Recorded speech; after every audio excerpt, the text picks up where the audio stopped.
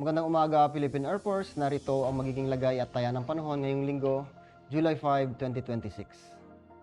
Sa kasalukuyan, wala tayong minomonitor na low pressure or bagyo dito sa loob ng ating Philippine Area of Responsibility. Easterlies pa rin or mainit na hangin ang siyang nakakaapekto sa malaking bahagi ng ating bansa, particular na dito sa eastern section ng Luzon at Visayas.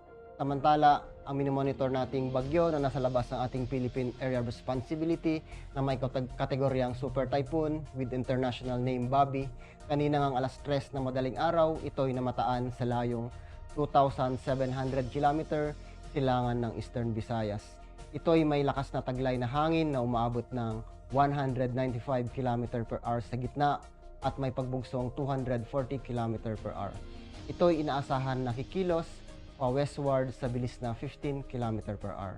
Kung di magbabago ang bilis at track nito, ito'y inaasahan na papasok sa Philippine Area of Responsibility July ng gabi or July 8 na madaling araw. Sa kasalukuyan, wala pa itong epekto sa anumang bahagi ng ating bansa. Dulot ng easterlies at ng mga localized thunderstorm, inaasahan natin ang Metro Manila na labing bahagi ng Luzon, Visayas, ganun na rin ang Mindanao, ang fair weather condition or bahagyang maulap hanggang sa maulap na kalangitan na may mga pulo-pulong pag-ulan, pagkulog at pagkidlat lalong-lalo na sa dakong hapon or gabi. Para sa flight level wind chart dito sa 2,500, ganun na rin sa 5,000 feet, inaasahan pa rin natin ang mga mahihinang hangin na nagmumula sa may silangan. Pagdating dito sa 10,000 feet at 18,000 feet, particular dito sa northern at central Luzon, aasahan natin ang malakas na hangin na umaabot ng 20 knots na nagmumula pa rin sa may silangan. Samantala, ang nalabing bahagi ng Visayas, ganoon na rin Mindanao, aasahan natin ang katamtaman na lakas na hangin na umaabot ng 10 knots.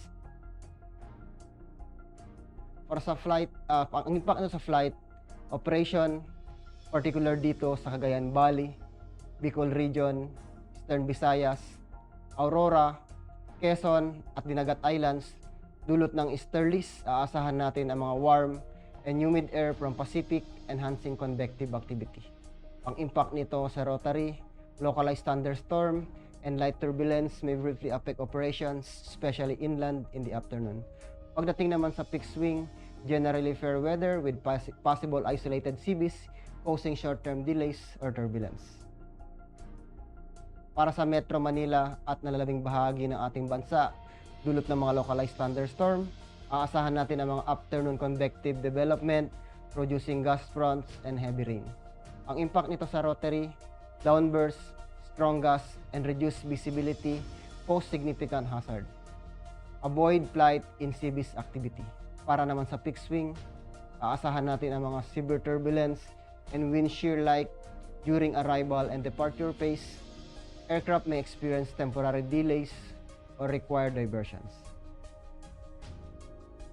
Ang araw ay sumikat kaninang 5:32 AM at lulubog mamayang 6:30 PM. Meron tayong moon illumination na 73% decreasing. Para manatiling updated sa lagay at taya ng panahon, ugaliin i-follow ang aming social media account na Air Force Weather Center. Yan laman po ang ulat panahon ngayong umaga. In behalf of our commanding officer, Colonel Hermelino T. Calubiran Jr., FAP GSC, ako po si Technical Sergeant Bautista, Weather Broadcaster ng Air Force Weather Center. Muli, magandang umaga, Philippine Air Force.